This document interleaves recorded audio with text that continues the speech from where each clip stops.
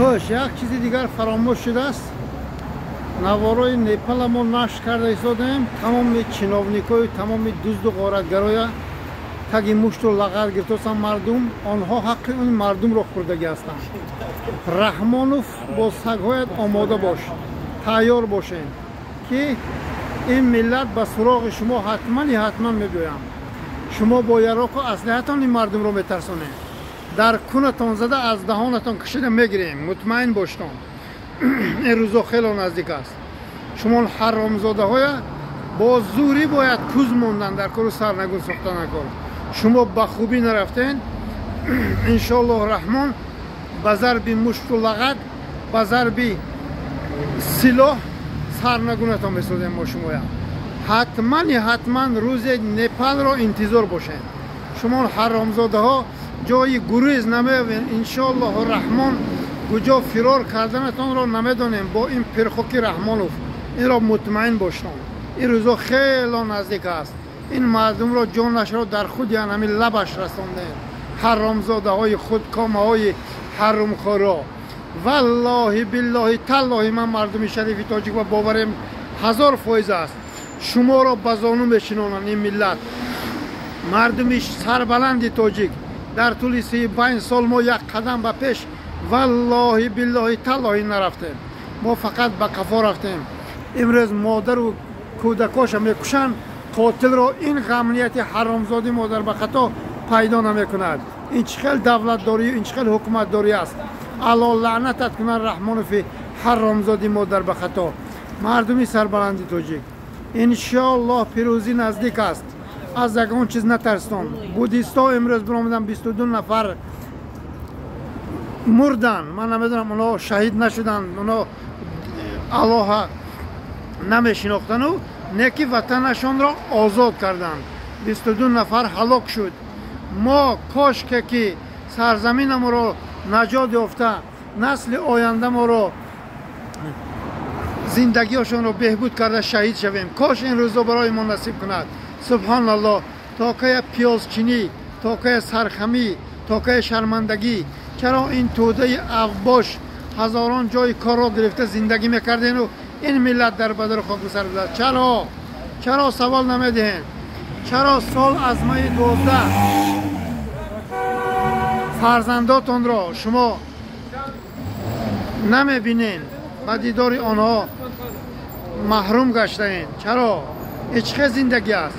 همین سگ زندگیش کو از ما و شما خوشروتر است. نمیدونم سیانکه شد یا نه. به همین خاطر بیدار شویتان. روزی این توده اوباش را سرنگون کردن خیلی نزدیک است. از همتان خواهش میکنم نترسیتان. ای مردم شریف، ما اگر ترسیدیم زندگی ما الان خیلی بدبختانه رفته میگیرد. حال درباره غمنیت دزد و غارتگری گرسنه کرمخور این من علاهیده نوار میکنم که حال مردمی بدخشان دزدی و غارت دارن. گویی مردمی بدخشان خورین. الله لعنتتان کند بی ناموس و بی شرف ها. نخواه غمنیت رود مال و حال مردم را دوزد. امام علی شیطان خائن با رزینگ ایزاری عزیز ماهی ما چخر خودت را بدار آویزی. چم این شرمندگی انوه بهتر است. این چه خیلی دولت داری که مال و حال مردم را شما میدوزین، شما غارت میکنین. مردنتان به است. حرامزاده ها، بی ناموس و بی شرف ها. باری دیگر تکرار میکنم گویی مردمی بدخشان را خورین از جای مال و حال آنها و از جای پولی آنها. خدا لعنتتان کند بی ناموس و بی شرف ها. روزی سرنگونیاتون خیلی نزدیک است ان شاء الله الرحمن. ما حتما این توده اوباش رو سرنگون میسازیم. مردمی تاجیک از همتان خواهش میکنم که نترسیتان. بدین ها بودیستا امروز سرزمینشان را خلاص کردن.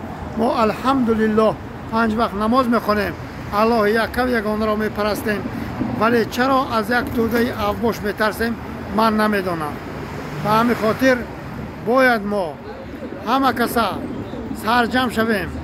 این توده اوباش حرامزاده را سرنگون سازیم. هموطنان عزیز، دیگر یگان راه ماندگی نیست. ان شاء الله الرحمن من امید دارم که پیروزی این مردم حتما نصیبشان میگردد.